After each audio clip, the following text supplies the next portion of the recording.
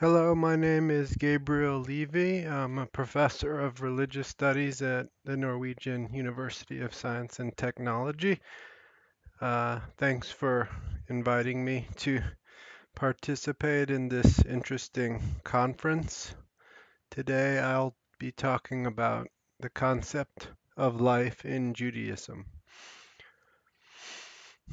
My background in the study of religion necessitates that when starting with the topic of the concept of life in Judaism, I have to start with some theory.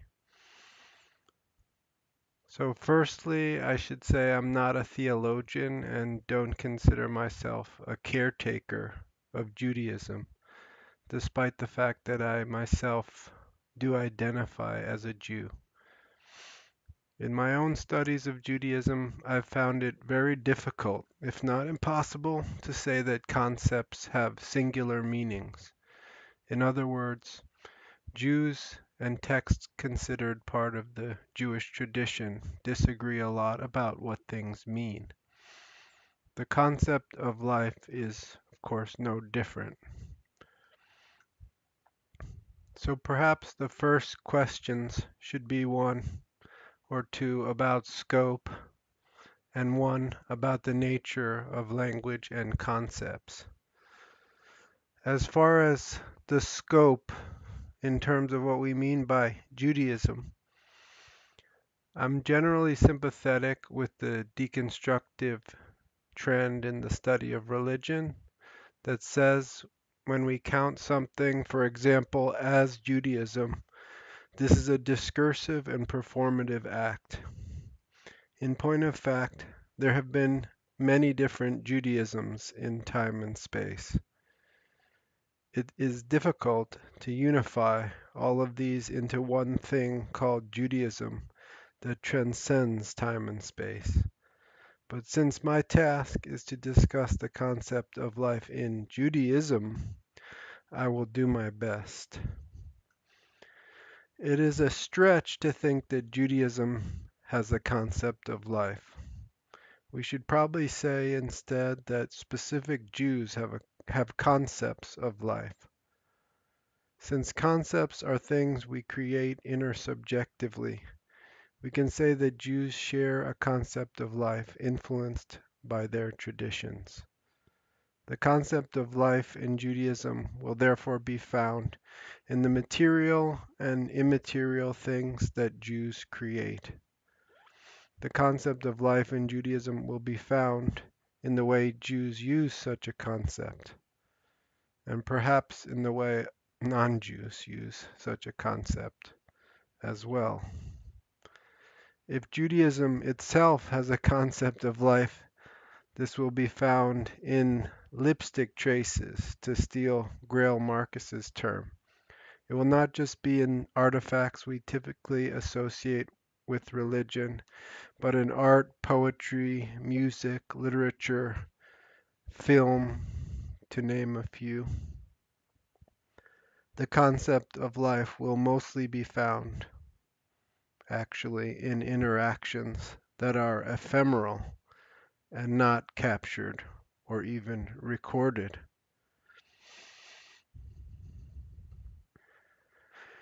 So my chapter will try to be very broad in scope, ranging from the traditional stuff to the not so traditional.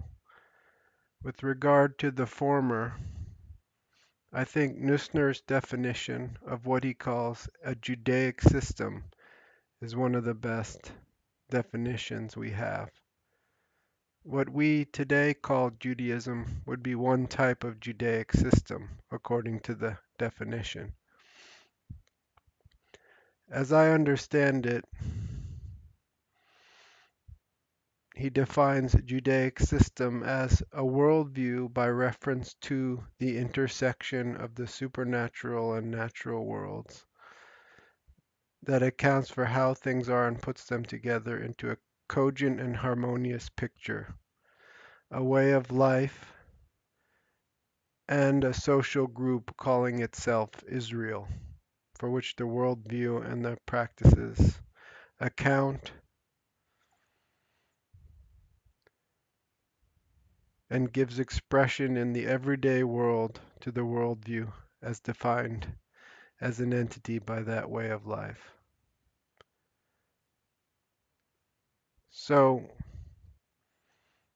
if we take this broad view of a Judaic system and consider Judaism one type of such system, we can say Judaism is made up of individual human agents who create communal systems of propositional attitudes and practices, who identify themselves as a social group called Israel, and they direct, in the case of Judaism, these attitudes and practices toward the rabbinic God, the God that is referred to, imagined, prayed to, discussed by the rabbinic tradition and its subsequent inheritors. Groups like Christians, Rastafarians, Karaites, and others who share with the rabbis an interest in the character of God depicted in the text of the Hebrew Bible, or Old Testament as it's called, and the other texts coming out of the Near East for about 2,000 years, from 1000 BCE to about 1000 CE, we can call these Judaic systems. But what we generally think of as Judaism at the current time is more restricted. So here I'm trying to give a sense what I think we mean by Judaism. And this is admittedly a normative project. There's going to be borderline cases and disagreement. For example, perhaps Messianic Christians consider themselves Jews and admire the rabbinic tradition, but they consider Jesus to have been the Messiah, which is not an idea that's part of the normative rabbinic tradition. So they're thus a border case and not central to what I'm going to be referring to as Judaism here. So what about the concept of life? This is an even more tricky question. Like the concept of Judaism, we first have to recognize that this is our concept, or more precisely, my concept. In other words, I already have my own concept of life. So the first step in studying the concept of life in Judaism would be one of translation. Where are we to look? I suggest if we want to find out what a concept means in Judaism, we must look both at thoughts archived in the form of texts, in addition to material artifacts that are produced by agents in Judaism so defined. This will include the classic textual works, where we do not necessarily start with the Hebrew Bible, which is not Jewish,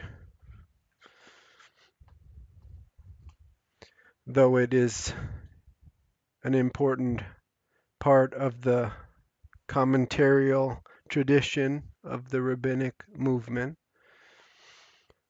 That is, we don't start with the Hebrew Bible, but with its reception in the rabbinic tradition, in the Talmud, Midrashim, in Kabbalistic and other texts, in addition to sermons, stories, and other media.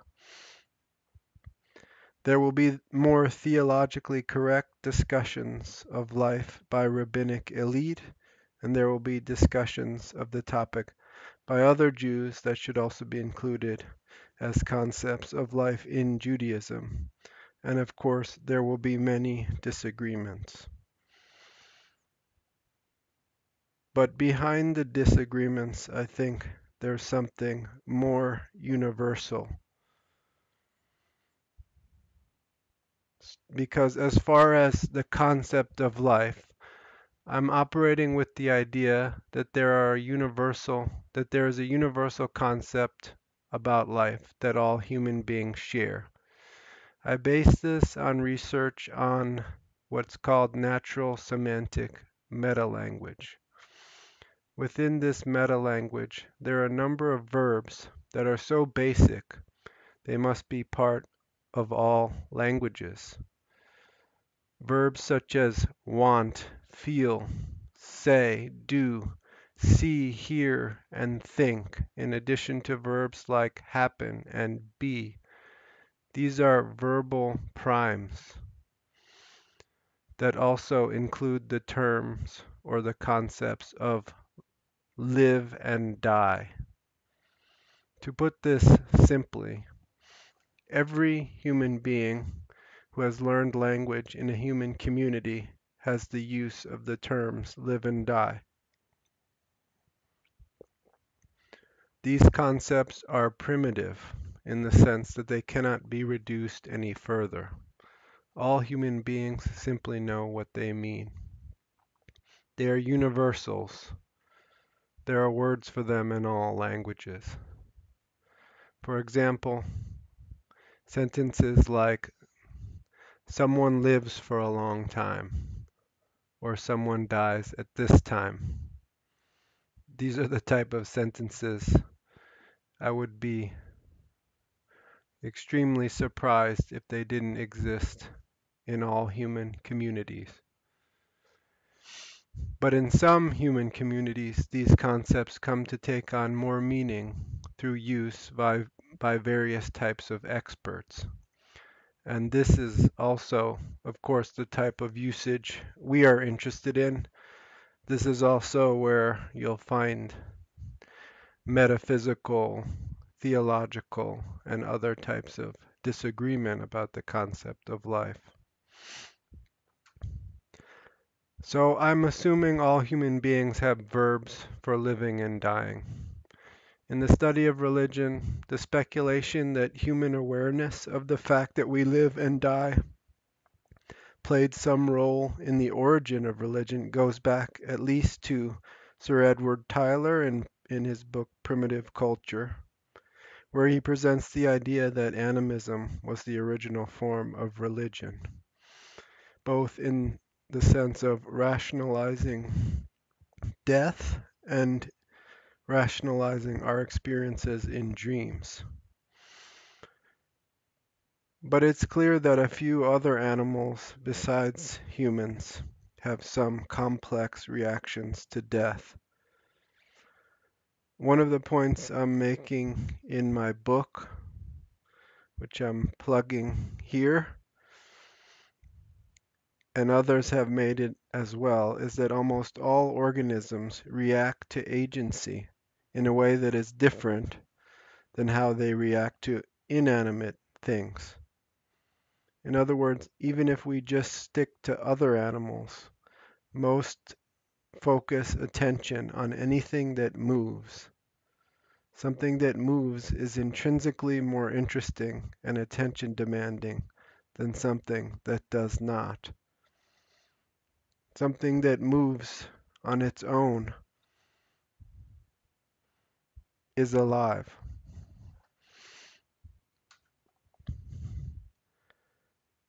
This is because things in nature move either by some force of nature like the wind, or because they are a biological agent that has its own intrinsic norms.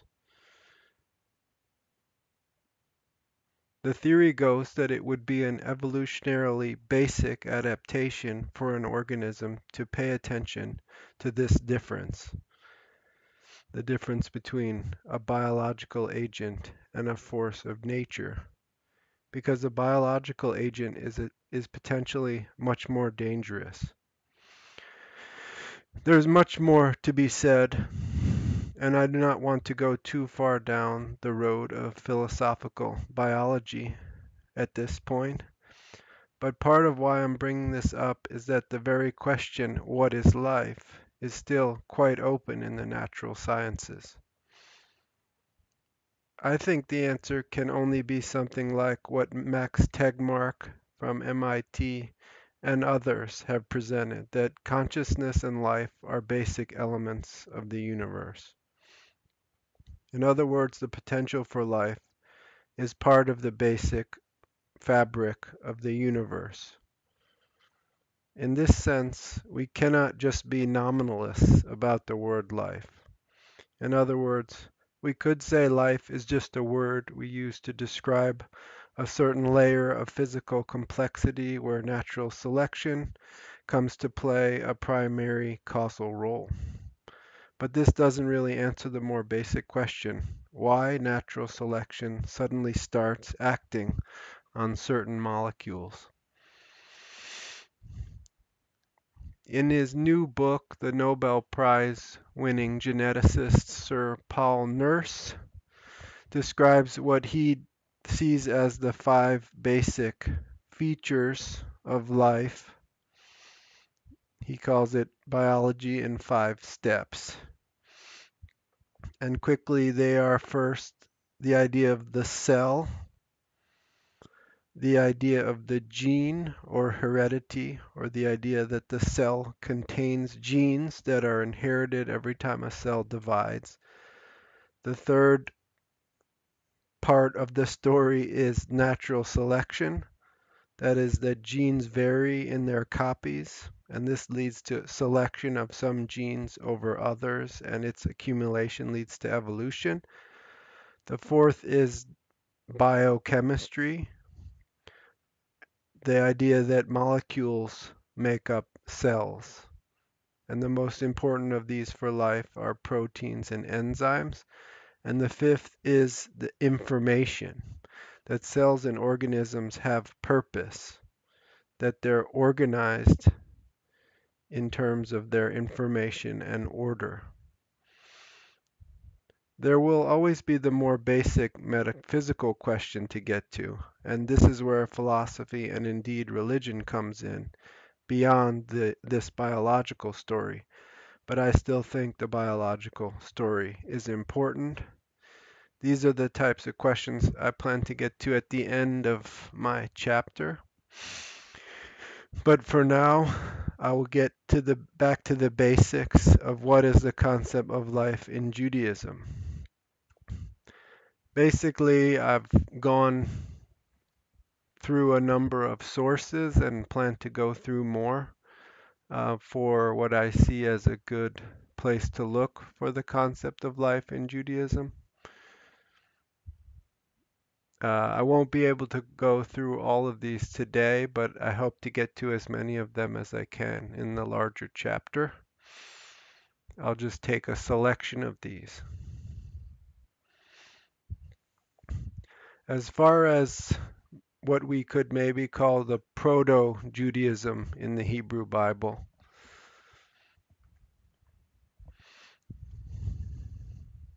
I would say, for my money, one of the most insightful guides to the anthropology of the Hebrew Bible, was Hans Walter Wolff in his book Anthropology of the Old Testament. In his chapter on Nephesh, or needy man, he glosses a number of anthropological meanings of the term Nephesh from the Old Testament. Meanings such as throat, neck, desire, soul, person, and indeed life. He goes on to say that nephesh, the word nephesh, and life are nearly synonymous. Nephesh and life are in the blood. These are things that can be poured out. He says, quote, rich and abundant though this use of nephesh for life is, we must not fail to observe that the nephesh is never given the meaning of an indestructible core of being, in contradistinction to the physical life, and even capable of living when cut off from that life. The nephesh is a part of a kind of vegetative physiology, as he says.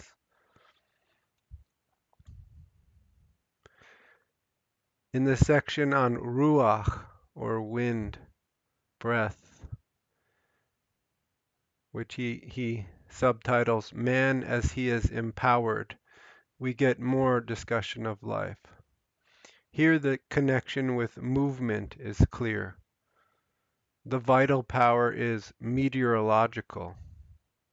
It is moving air. This is air given by Yahweh. Quote, Yahweh's breath is the creative power of life. And it can be synonymous with the nephesh, as in Job 12:10. So it is intrinsically tied to the act of breathing.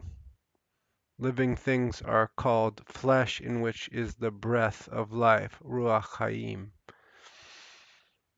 It is also connected to inspiration and prophecy. So the breath and the blood are part of this core concept of life in the Hebrew Bible. When we move to the rabbinic traditions, as far as these are concerned, there are notoriously little philosophically abstract reflections on concepts in the rabbinic tradition, especially the Talmud. So what is to be gleaned one gets from commentaries and stories. In the Talmud, like most topics, there's no sustained reflection on the concept of life. The anthropology of the Hebrew Bible is still in place. Life flows in the blood and the breath. But during this long rabbinic period from about the 3rd century to the 10th century, notions of afterlife appear to change. For the rabbis, focus on Torah, prayer, and deed was paramount. And this is what determined whether one lived a proper life and thus would have a share in the coming world, whatever that was. Within rabbinic literature, not surprising, the rabbis are the arbiters of what counts as righteous behavior. And perhaps already part of this discussion of the sects in the Second Temple period, before the rabbis, that is, the concept of resurrection begins to have a more central focus. But I won't focus very much on that because that probably belongs more to a discussion of the concept of death in Judaism. As far as life, a few examples of themes come in the Babylonian Talmud. In the tractate Barakot, we have a reference to Proverbs 6:23. In this tractate, the rabbis are discussing affliction and the difficulties around following the covenant. The Gemara cites a tradition from Simon Bar Yochai that God gave 3 gifts only through suffering: the Torah, the land of Israel, and the world to come. For the last, the proof text comes from Proverbs 6:23, which says the commandments are a candle or lamp, the Torah is light, and afflictions, what the JPS translates as rebuke that disciplines, are the way of life. So the rebuke that disciplines is the way of life for the rabbis in this commentary.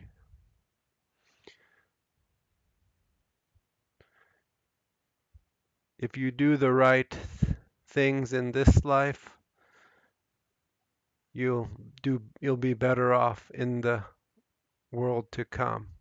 And the Talmud is clear that the world to come is one of life.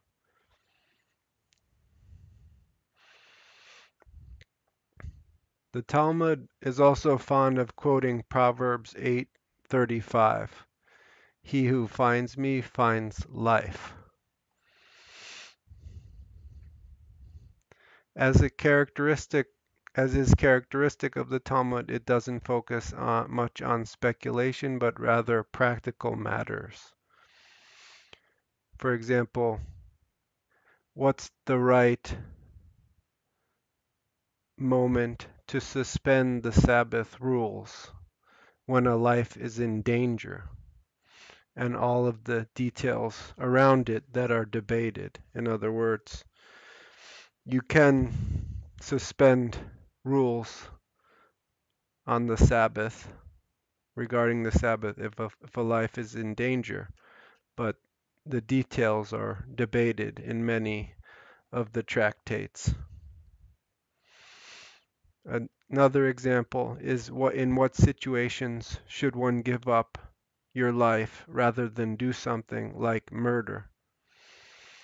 And another set of discourses are about righteousness and its potential to lead to what is called eternal life. There are a few places where we get a sense of the anthropology, like Yoma 74b, which is a discussion of fasting on Yom Kippur, a topic apropos for this time of year. Right now, we're in the days of awe, as they're called. The discussion is around an oral tradition that refers to Leviticus 23:30,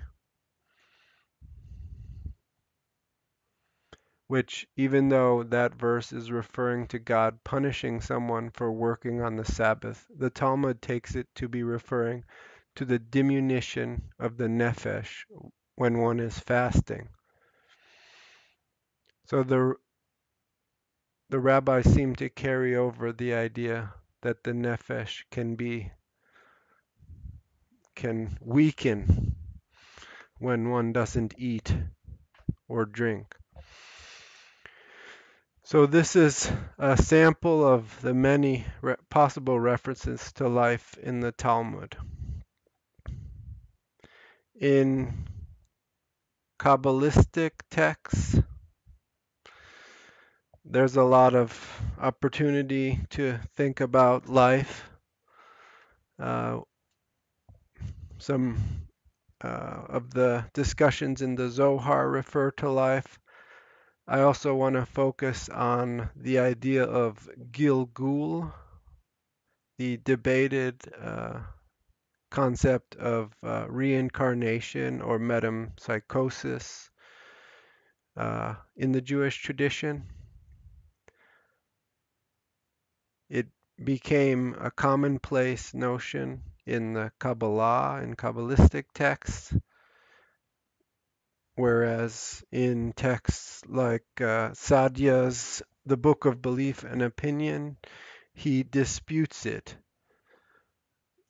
But this is a topic that has been debated clearly in the tradition, at least since the Talmud. The Talmud has been taken to refer to the idea of reincarnation in Shavuot 39a,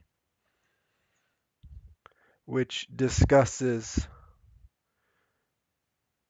the receiving of the commandments on Mount Sinai and the possibility that all Jews and also converts possibly were already there in some fashion. So if they were there already, it means some aspect of their living soul was present at Sinai. This has sparked speculation on the idea of reincarnation in the Jewish tradition, as has the idea of Levirate marriage, the idea that if a brother, if a man dies, his brother should remarry the wife as a way to carry on the man's life and soul in some way. We also see the concept of life explored in Jewish poetry. And a good example of that comes from the 11th century Andalusian Jewish Neoplatonist philosopher and poet Solomon ibn Gabriel, who famously argued that God reveals himself as a fountain of life,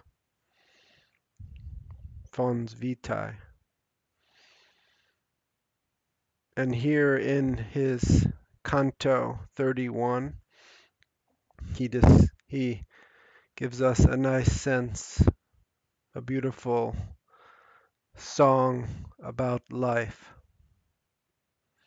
Who could return your goodness in sending breath through the body to invest it with life, in revealing a way of life, to guide it and save it from evil's contrivance? Out of the ground you formed it, and into the blood breathed soul, and you sent the spirit of wisdom along it, which sets us apart from swine, and allows for ascent on high.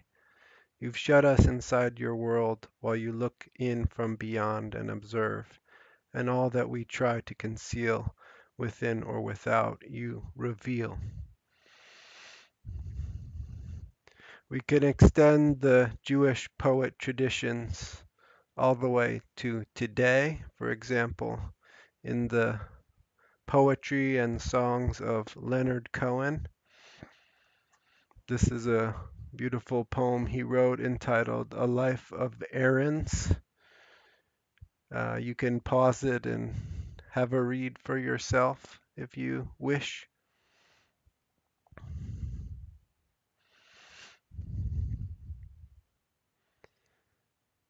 In terms of philosophy, of course, there's many possibilities to try to glean a sense of the concept of life from Jewish philosophy. If any of you have other suggestions, let me know. But obviously the big one here is Hans Jonas, who has offered a sustained reflection on the phenomenon of life, while also trying to maintain a Jewish perspective of some kind.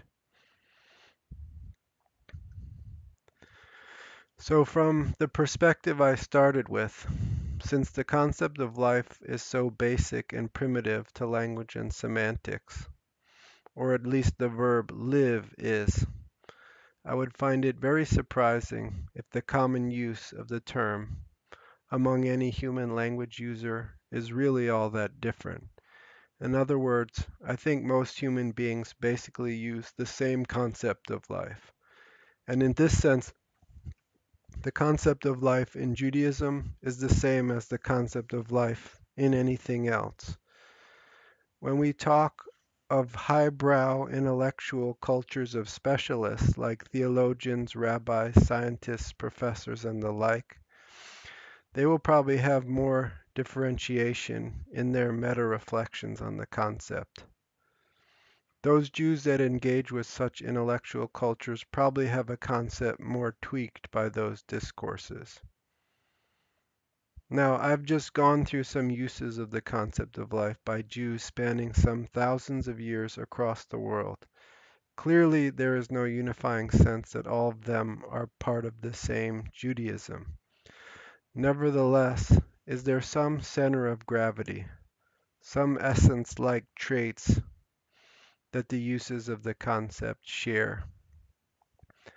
At this point in the research, I would propose a few features, but I don't make any claims to how unique these features are to Judaism, to the concept of life in Judaism.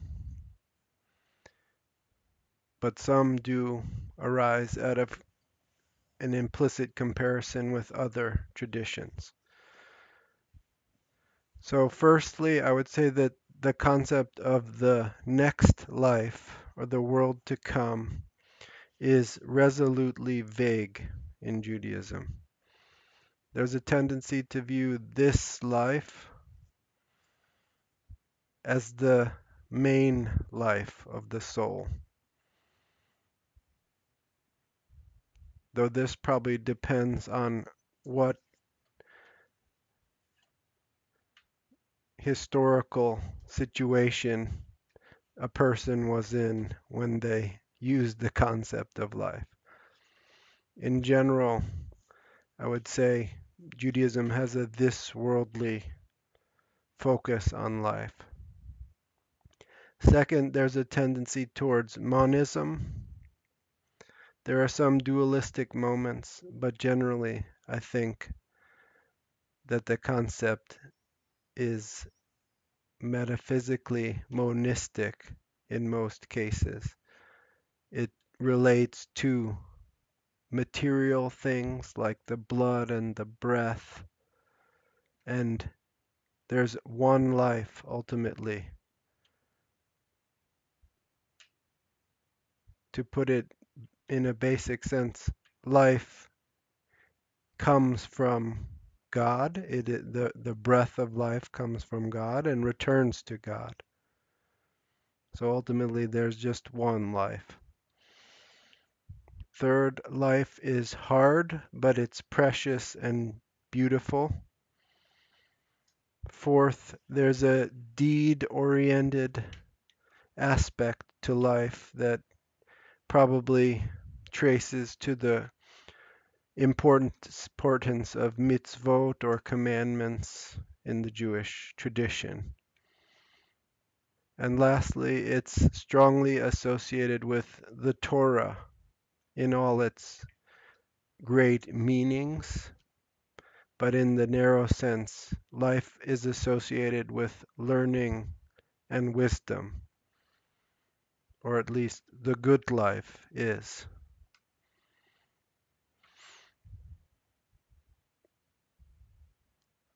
So thanks for listening. I hope you got something out of it, and I look forward to the coming conversation.